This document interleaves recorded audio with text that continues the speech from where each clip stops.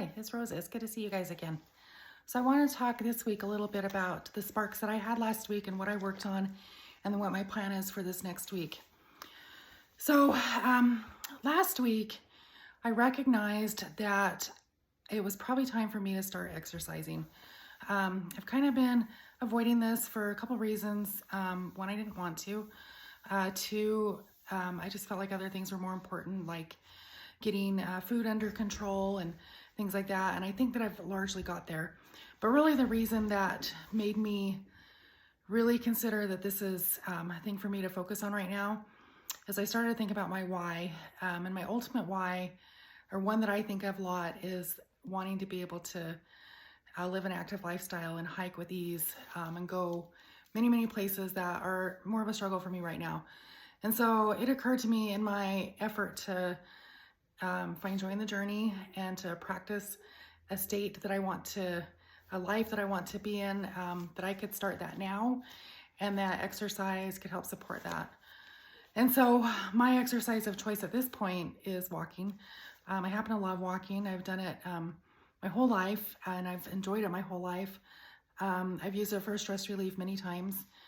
I remember college, that was one of the things I did when things were really rough, is I grabbed my Walkman and I would walk down to Clear Creek. I lived in Golden, Colorado, one of the most beautiful places on earth, and I just walked the creek, and I did that all the time. I lived in Morenci, Arizona for a number of years, and that was what I did there for a lot of years too, for just exercise or just to clear my mind. And I've done it, I did it when I lived in Vail, Arizona last year. Same thing. It's just a real mind clearing exercise to me, as well as the health benefits of exercise.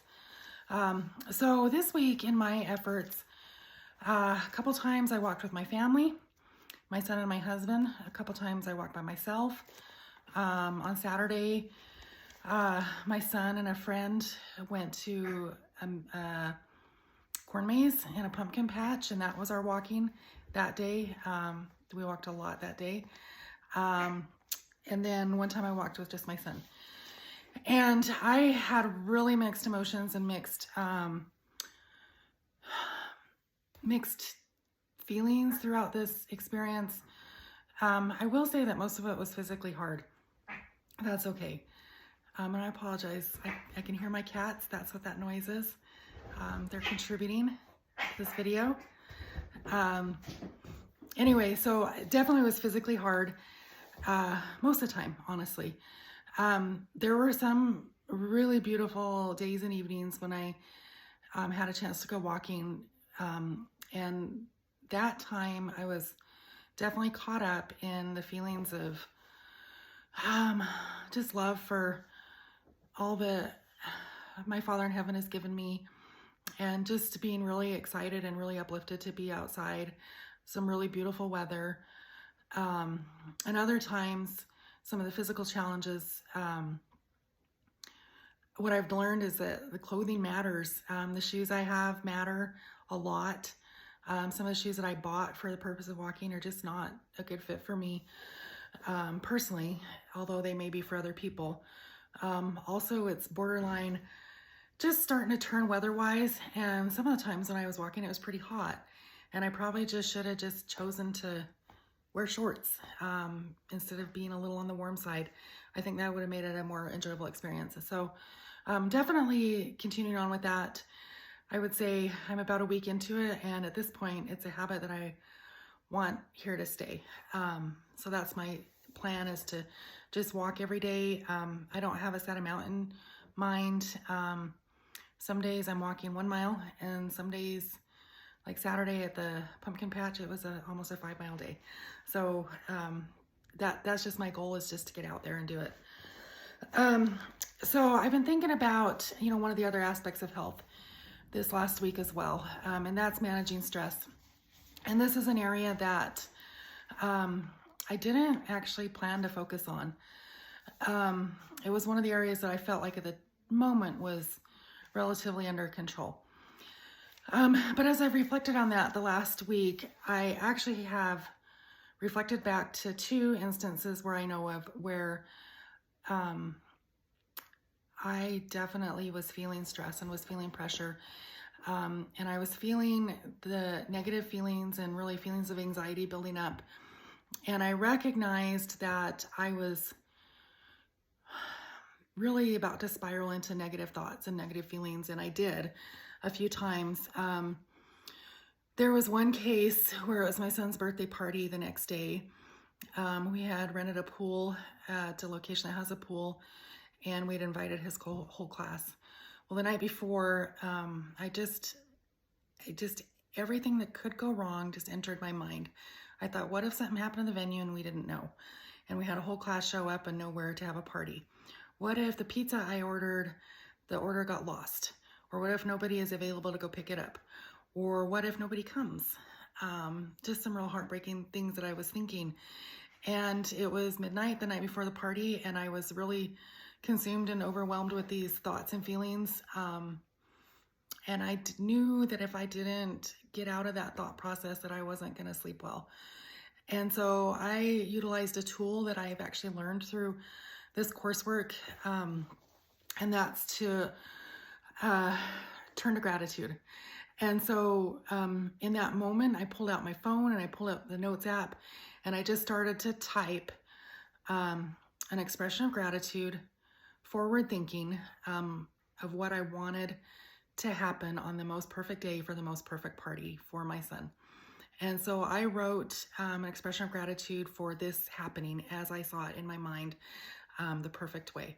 So I expressed gratitude, forward thinking that the party went really well, that the venue was everything we could have wanted and more, that things worked out well with the lifeguard, that we had friends show up, that we had pizza when we needed it, that the ice cream stayed frozen.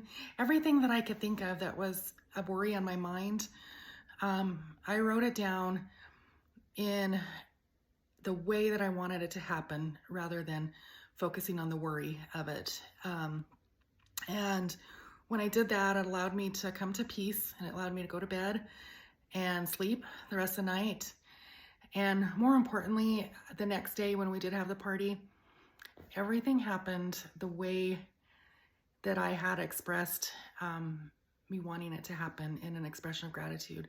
And so I really do have a lot of faith in these principles and these tools that we can draw it to us, that we can draw this, we can help, our thoughts can help change the things that take place in our lives and draw them towards us. And so super grateful for that. I had that happen as well another time, just in a moment where things were really stressful at work. I pulled out my Post-it note that was sitting right there on my desk, and I just wrote an expression of gratitude of the way I wanted things to happen. And it helped me to calm down and move through it. So in thinking through this, it turns out that in the last couple of days, I've learned that I'm about to enter a real stressful season that I wasn't anticipating. And so managing stress, I think, is going to become really important. And so I'm recognizing that I'm going to need to rely on these tools that I've been learning. I'm also recognizing that I'm going to need to say no. I know that I'm going to need to prioritize my time and manage that. I know that I'm going to need to ask for and accept help. I know that I'm going to need to rely on meal prepping that I've already done. I know that I'm going to need to buy some meals. So the last week I've eaten 4 times. I've bought salad from a local restaurant, same salad, same local restaurant. I don't live in a very big town. There's not a lot of options available, but I just didn't have the capacity to make my own healthy food. And so I went and purchased what I saw as my best option for healthy and delicious food that can sustain me in this time where I need it. And I have a feeling that I'm going to be buying that probably 4 more times this week as well, maybe more. We'll see how that goes.